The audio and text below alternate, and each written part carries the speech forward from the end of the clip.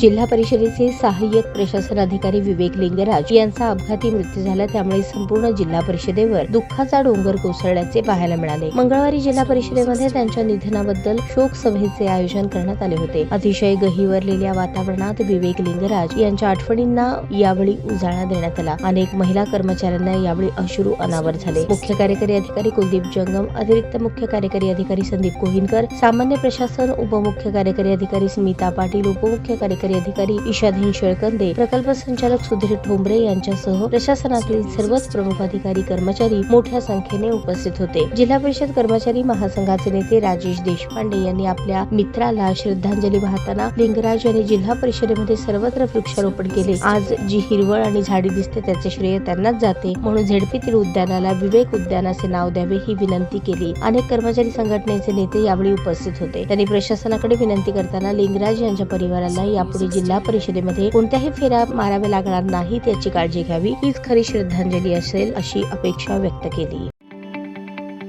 ताज्या बातम्या पाहण्यासाठी प्राईम महाराष्ट्र न्यूज चॅनलला सबस्क्राईब करा।